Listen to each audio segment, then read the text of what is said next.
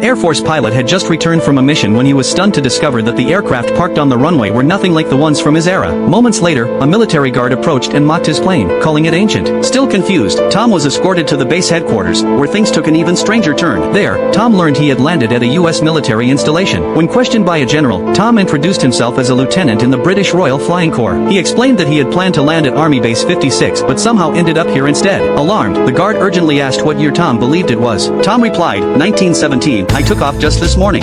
1917.